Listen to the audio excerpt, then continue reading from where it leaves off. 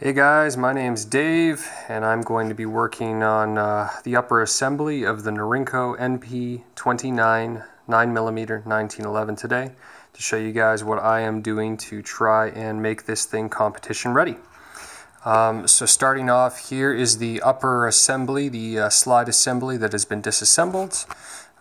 We've got the actual slide itself, we've got the barrel, we've got the plunger, we've got the recoil spring, the barrel bushing itself, the guide rod, we've also got the firing pin spring, the extractor, the firing pin stop, and then the slide release and the pin that actually holds the slide onto the frame. So today we're going to start off with a few little things. When you get these new inside the box, you're going to want to completely dismantle not just the upper but the lower as well over there, and clean it completely using a toothbrush and dish soap and hot water to make sure that none of the grit or original lubricant is left over.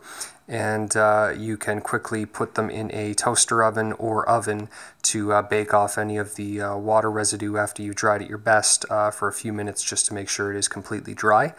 So that is the first step. I'm not going to bother showing that, and you can look up videos on full dismantling of the 1911 online to get an idea of what that process entails. Again, today we're just going to be starting off working on the upper. So again, this is supposed to be absolutely budget, non-professional. The average person can do this with cheap tools and sandpaper that you can get at the hardware store for less than 20 bucks. I'm hoping to do the entire pistol, including the lower receiver there, all in like a $20 budget without replacing parts to get it to where it should be, and then any aftermarket parts after there are your choice. Today I'm going to be using a little screwdriver here as more of a push pin, and this was used to remove the firing pin from the firing pin stop there, and that's the only thing I've used this tool for as of now. I am going to be using primarily 400 and 600 grit sandpaper, very, very fine, to do most of this work today, and I will be using an extra fine file for some of the other work. Just to show you guys what I'm doing there. This is a 1/4 inch file. It's pretty tiny, and again, one side is fine, one side is extra fine. You don't need anything coarse, heavy, you don't need a rasp or anything like that, so you can get away with 400 and 600 grit. It is all of $1.49 a sheet, so we've got $3 in materials there, and then a $10 or $15 file will do the job. So that, if you already have one, it will work just fine for you. You don't need to go out and buy one. Just so you guys know, this is a Stuart McDonald fret file. You can buy them on stumac.com, or any kind of regular file that you can find elsewhere will do the job. So first things we're going to do is we're going to check out head spacing on the barrel itself. This is just a good step to know about. Here's an empty piece of brass, no primer in it. When you actually have the barrel out, you want to make sure that the brass you're going to be using fits inside of the chamber. You drop it in and it should be flush or slightly recessed from the actual lug here. If you look here, you can see just a tiny bit of space, if it would focus, under there. So if it was sticking above, as like that, then your brass is not sized correctly for the chamber. So, come on, focus, there it is. Perfect. Okay, so next thing we're going to do is what's known as the plunk test. The plunk test is used to determine whether the ammo that you're actually going to be using is going to work in this chamber. This I reload. You can buy factory ammo. These are 147 grain round nose flat point Cam Pros. There is no primer and no powder in this round. One of these rounds is shorter than the other, 1.080 overall length, and one is 1.1 inch overall length. You can see the one on the right is slightly longer. So if I chamber the one that I've designed for this particular gun and only to be used in this particular gun, 1.080 inches, it will actually go flat there.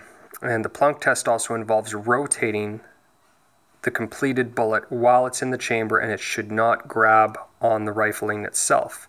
You should be able to rotate it freely.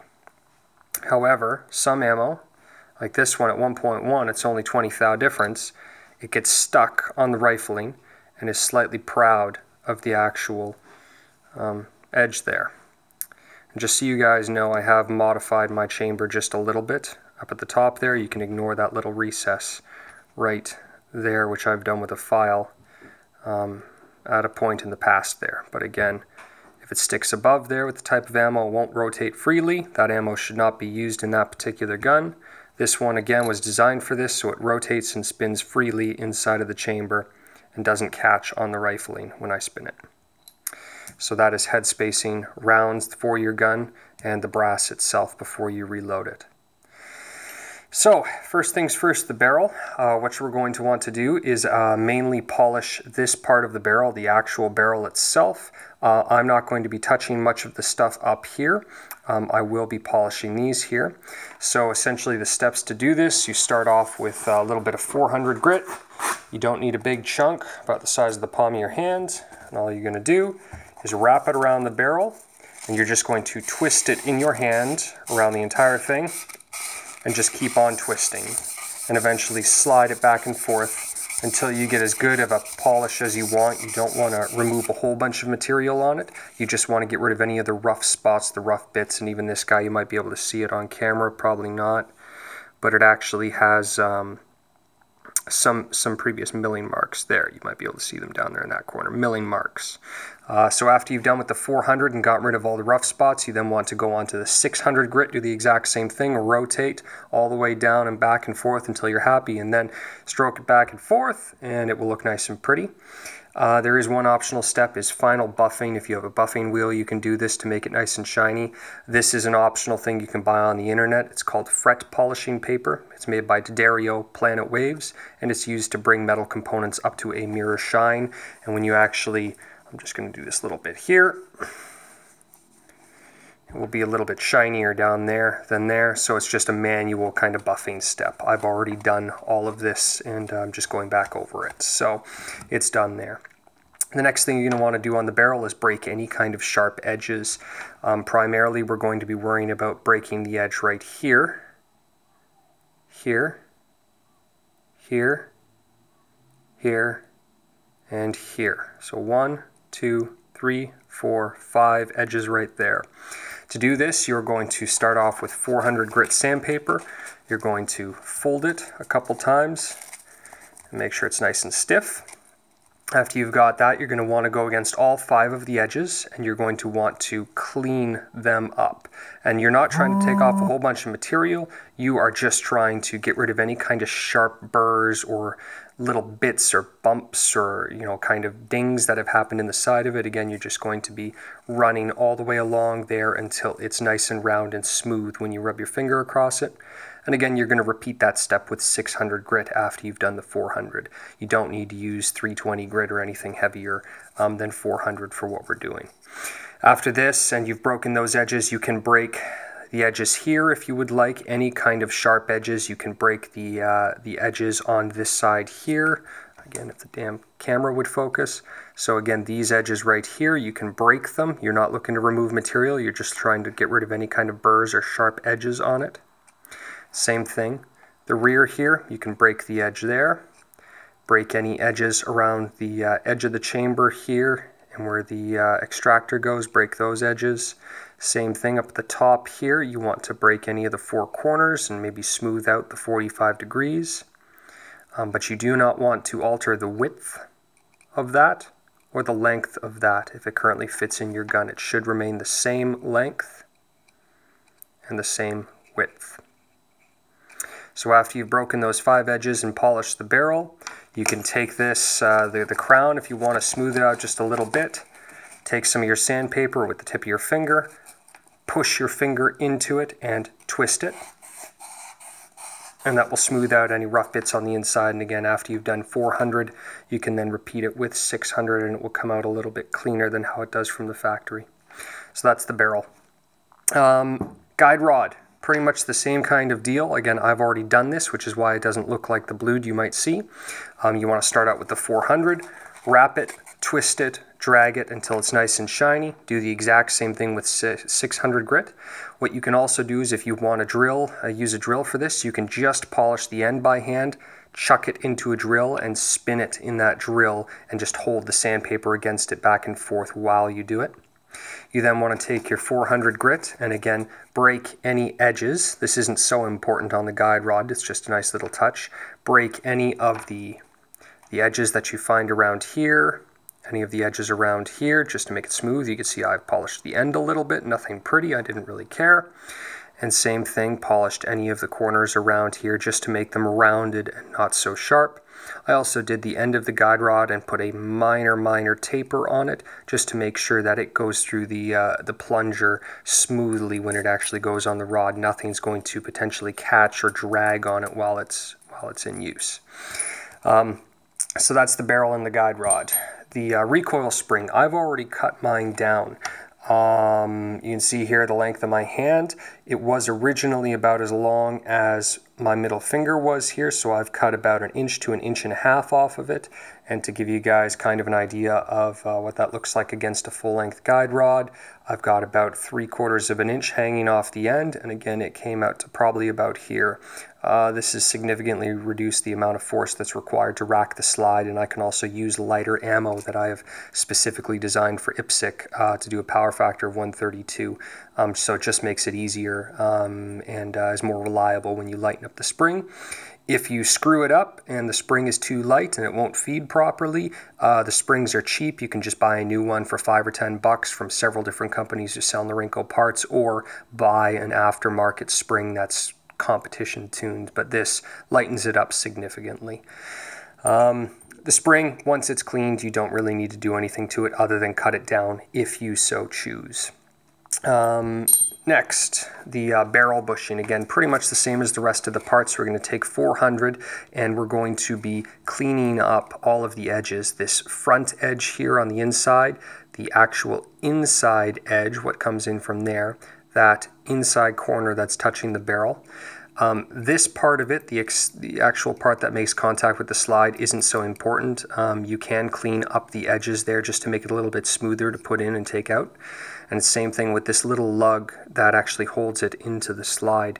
You can see where I polished it there just a tiny bit to get rid of any of the sharp corners on it so that it will actually insert into the slide and just be a little bit smoother and not so gritty when you've got it in there. So again, this part, you're essentially just going to be cleaning up the sharp edges. You do not want to remove tons of material. You can see there's still the original bluing on the inside there. All I've done is took my pinky finger with the 400, not my pinky right now, but you get it, so the pinky goes in there, and I just quickly got rid of any sharp little burrs that are on the inside of that, but you don't want to change the size and how it fits on the barrel. It's already fairly loose on the Norinco barrel. This ideally would not move, it would just slide, it would not wiggle, and there is a fair amount of wiggle even though I've removed almost no material, so it does rattle. So again, not perfect, we're tuning it for cheap right now. So clean up all the sharp corners, clean up all the sharp edges, and you can also, if you want, clean up the rear edge of the face so that it doesn't mar the front of your slide when you're putting it on. Again, you can do the same thing as well here, clean up the front edge of that just so it fits a little bit better. Firing pin. So same thing, we're going to be smoothing it and cleaning up the whole thing. This is much easier when you are using a drill. This comes blued from Norinco and is not necessarily clean. So what you're going to want to do is chuck it from either end. You do have to be careful that you don't break it. So what I started off doing is I chucked it from the thin end, the more dangerous end to start with, so I could do it lightly and get this to the way I wanted it. I got this all polished with 400 and then 600 grit, and then after I got this area kind of cleaned up, I then flipped it over, chucked it in the drill like so, and while it was spinning, held with 2 fingers, clamping it rather than pulling the sandpaper like so. I clamped it with my fingers, so pinched it, and then as you're turning the drill, you just move it back and forth while the drill is spinning to smooth it and clean it up until it's essentially mirror finish. 400, then 600, and again, to get it nice and smooth, some kind of lapping paper or polishing compound on a cloth will get it to a mirror shine. So there's the firing pin, and also the very tip of it. I did clean that up just so it's nice and smooth. There's no sharp bits that could puncture the primer, so it is a nice smooth dome, and you can just accomplish this by pushing it into the 600 grit into the tip of your finger while it's spinning, and it will smooth that dome out for you. The extractor is the part I am having problems with on my particular gun. The only thing I've done to the extractor is polished the face of the where it actually feeds and hits the brass. So when it's actually in the slide and the slide closes, this contacts the brass there. Focus. Come on. So it actually hits it and latches onto the brass right there. So this means that when it's going in, it's not going to mar my brass so much, and it goes over the lip much smoother. I didn't touch the edge, didn't touch the feeding path of it. However, in my gun, the extractor is nowhere near tight enough. It's very loose. It just falls out. In a proper 1911, it is supposed to grip it while it's on face and not fall out when you slip it into the slide. So I think I'm going to be replacing this, but in the meantime, that is just the only thing I'm going to do to it, since I will be replacing the part. They can range from $10 for an aftermarket Norinco identical copy to $40 or $50 to get a competition grade one. And again, this is a 9mm extractor, as it's a 9mm gun. They are different. You cannot buy a 45 and use it in the 9mm. Firing pin spring, haven't touched it. All I did was clean it. I'm not going to do anything with it, as I don't need to change the amount of force that the firing pin is striking with. It is firing the primers properly and reliably right now, so I'm not going to touch it if it's not broken, and this doesn't really affect the performance of the pistol much, or at least noticeably. Maybe if you're a world-class gunsmith, you might want to take a few of the links off or change it, but we're not going to notice any difference. Firing pin plate. So this guy I did work on quite a bit. You could see here that it's shined up. The whole thing was blued when I first got the gun. I've also radiused it quite a bit on the bottom here, and I'll show you that in a minute. But same kind of deal on this guy. The best way to deal with this is put the piece of sandpaper or a full sheet on a flat piece, such as a table, a countertop, anything that's kind of mirror flat, a piece of glass. And all you do is put it face down on the sandpaper, press on it equally, and do a figure 8 pattern on the sandpaper. So while you're rubbing it with even pressure, do a figure 8 on the front face until you get a nice clean surface, and again repeat that with 600 grit. As for the rest of the edges, you are going to want to break, and again use 400 grit just to clean up the corners here, just to make them a little bit cleaner, so it again slides into the slot of the frame a little bit easier.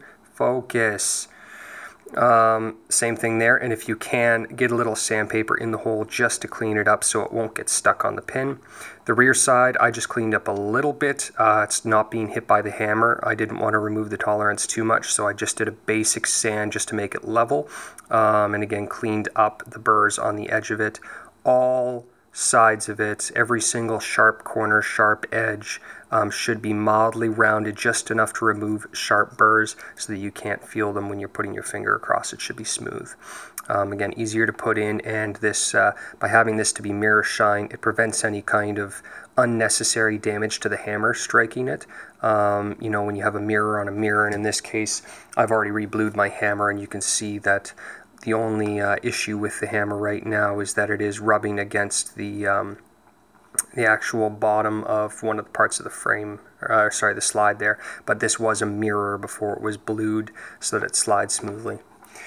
One more thing before we get to this and the slide itself is the slide release here.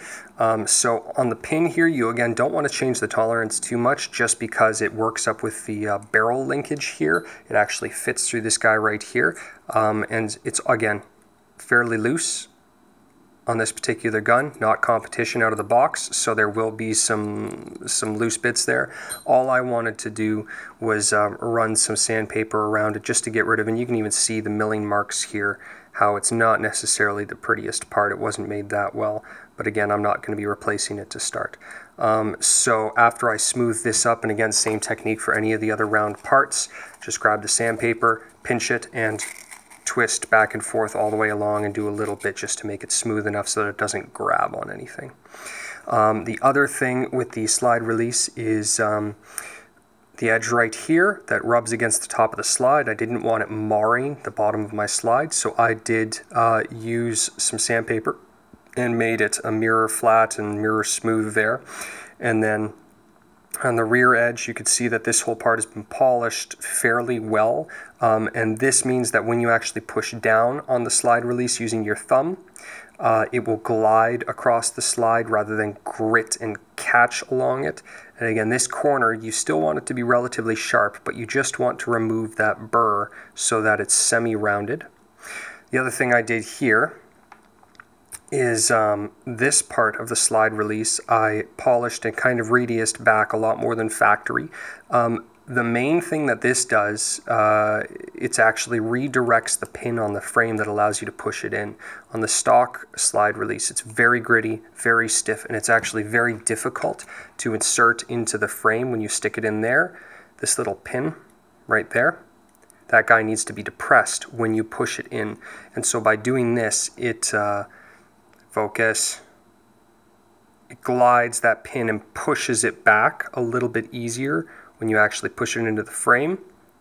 It's not going to do it right now with the crap in it, but anyway, so pushes that pin back a little bit smoother rather than having to force it or use a screwdriver to push it back in place. You can just push it in and it will move the pin because it's nice and smooth pushing it out of the way. So that's the big thing. Again, the rear of it smooth the bit that moves the pin, and smooth the top so it doesn't mar your slide, and of course cleaning up the pin just so it moves a little bit more freely when it's inside of the gun. So the last part is a combination of the firing pin stop and the slide itself. So just like everything else, we're going to be trying to break edges. The main thing that makes a difference with these guys on how smooth the upper runs is this flat portion right here.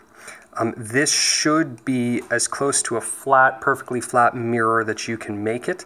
This part doesn't matter so much. It would a little bit. I'll get to another day and let you know if it really matters, but this is supposed to be the part that really matters when it's actually cycling. It glides across several of the parts, such as this guy here, the disconnector. It glides across the actual hammer. When the slide comes back, it actually moves across it and pushes it downwards. So this, if it's not smooth, causes a lot of damage to your disconnector, to the frame, to the hammer itself, and the surface of the hammer. So what you want to do is, if you do have this file, it's always good to have a perfectly flat file to do it with. Once you've kind of gotten rid of any of the high spots, wrapping a piece of sandpaper around a flat file like so, and then holding it so it's a flat piece there. It'll conform to it if you spend a little bit more time, and running that back and forth over that to make it mirror flat. Again, 400 and then 600 grit, and again in my case I use the fret polishing paper to make it really nice and pretty. I have shot this since and it is dirty, but you can get a good idea of how shiny it is there. The other modification that you don't see too often, it's starting to pop up on YouTube, is this little bevel right on the inside. So there is the actual, I should have a flashlight here, so you can see where the bullet, the completed cartridge actually sits. Right there, the firing pin hole where it sits, and just above there, the feed lip that actually grabs the round from the magazine and pushes it up into the chamber. It has a slight round, a very, very slight bevel to it. There we go, and you can see it's just slightly rounded. And by doing this round right here, this kind of round shape to it, when it cycles backwards into the frame, you can see that the disconnector is right there in the middle of the bump. That face, when it's a square corner like it would be on a brand new gun, actually hits it really hard and can cause some serious wear to it. So what this does is it gives it a slightly smoother way of engaging that disconnector, and it's also not as hard on the brass when it hits, as it's a little bit smoother, but you still get full reliability with feeding. It's a very, very, very small, maybe 0.5 millimeter high. Of course, you're not going to be able to see it. So it just makes operation a little bit smoother when you do this. So the final operation with smoothing up the upper are two more things. One, the rails themselves on the upper need to be broken again, taking 400. You can fold it into a little rectangle 4 times over. And what you do is you actually create a little kind of L-shaped fold in it so that your sandpaper kind of looks like this. It's like a little hockey stick almost. And what you do is you take this sandpaper and you run it inside of the rails, the actual rail lips, and you want to break the corners of the inner lower rail, the inner upper rail on both sides. So essentially, more light, you can see it maybe there, that edge, that corner, and that corner, and then this corner, and then further on down the inner corner right there. So basically each edge of the rail. And if you would like to, I would recommend the inside edge. You can see the silver bits that I've done there have both been broken. So this means the corners, the burrs aren't going to dig into your frame's rails. So that's a really good idea, is to polish those, and it makes it much, much smoother. So the last part, to try and keep this under half an hour, is going to be finalizing the shape of the firing pin cover plate. You will need to actually insert the firing pin spring as well as your extractor back into place, which can be finicky.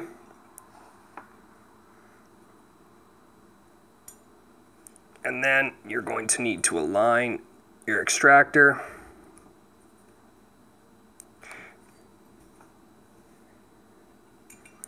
The firing pin plate should be able to slip in. Once you've got it to be able to slip in, put the firing pin in, depress it as much as you can before it goes into place. Oh, being a real pain.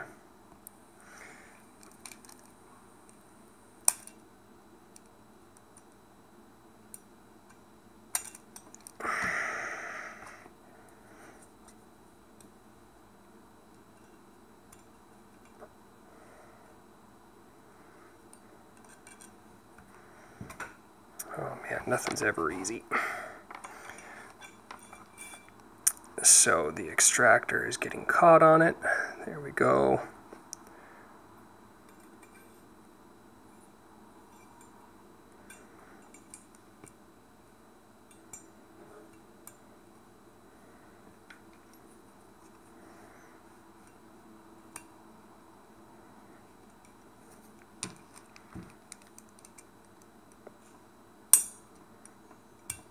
There. So after your firing pin assembly, this firing pin spring, the extractor are all in place, this guy should be back in place. The final thing that you want to do is finish the beveling on the firing pin cover plate here. And you can see here how what I've done is I've smoothed it so that it blends with the face on the interior of the slide. It's actually a smooth arc and there's no real jump or bump there. It kind of looks like it in the camera, but it's not. It's actually flat.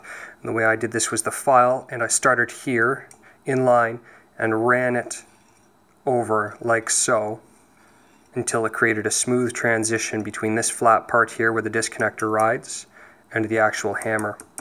And the reason we do this is because when it comes back against the hammer, I'll show you. When it comes back, it hits your hammer, and that edge rides under there and touches your hammer. So it allows your hammer to slide back much easier if it is a soft, rounded edge rather than something that, there we go, is a little bit sharper, has more of an edge. It makes that transition much smoother and glass-like by having that particular edge rounded.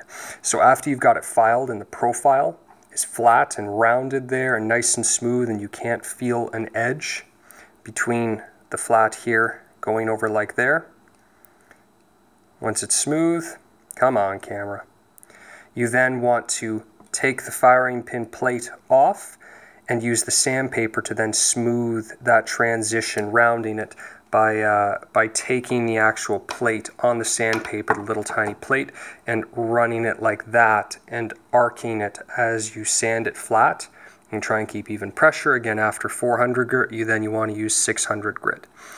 So after all this is done, you can choose to use something like a cold blue to try and make it pretty again if you would like. If not, you can just use G96 or any other oil to stop it from corroding. This is the all steel, carbon steel slide and frame, so this will rust if it is not kept oiled. The stainless parts you don't have to worry about, but most Norincos are steel slides. So that is essentially what you want to do for the upper half. The other option, which you can do if you would like to, is the inside lugs of the slide. After you've done everything else, you can break the edges. Come on. It's essentially the opposite part of what the barrel is there. You can barely see them right in there. They're just the tiny, tiny little things. No light, come on. There we go. So the opposite of the barrel lugs, the 1, 2, 3, 4, 5 edges there, just smooth them and get rid of any burrs, and that will prevent any kind of weird lockups or hang-ups on it, and make sure it engages properly. But again, you do not want to remove any material from the sides of them or from the actual top of them. Other than that, it's just minor aesthetics. Some little bits may rub on the frame, and you'll see those after a little bit of use where your frame is going to be rubbing against your parts of your slide, or where the slide's rubbing against your frame, and that can be dealt with later on. But that is essentially the upper half of redoing the Norinco, just to smooth it up and make it a little bit better. To answer the question here, the sights, the stock sights are not too great. Yellow dot on black, white dots just painted. It's white art paint, nothing fancy. The dovetails are non-standard sizes. They cannot be replaced with anything that you buy off the shelf. So if you're going to change one part, most people would start with the sights. You cannot buy anything to fit these other than Norinco sights. So don't waste your money and find out the hard way. You will actually have to send this off to a gunsmith to have these dovetails milled to industry standard sizes. And if you do want to send it off to a gunsmith, and you do send it off to a gunsmith, make sure that you tell them this is a Norinco. The steel, this is 5,000 something grade steel. Most guys use 4,000 grade steel when they manufacture. It is extremely hard, very brittle, and the only thing that can cut it successfully are carbide cutters. These are $100 each for these cutters, and when they try to use tool steel cutters, they'll break 2 or 3 of them before they figure out that they need a carbide cutter, which costs $100 to do this. And they'll charge you for it. So make sure you make your gunsmith aware that this is an Norinco with super hard steel, and that they will need a carbide cutter to do it, or you will suffer the bill. So that's the basic, and we're going to be taking a look at doing a complete lower strip and doing everything inside of the lower later on. But this gives you guys the easy half that can be explained in half an hour on what you can do to start making this thing shoot a little bit better and smoother and feel less gritty. So hope that helps. Thanks. Bye.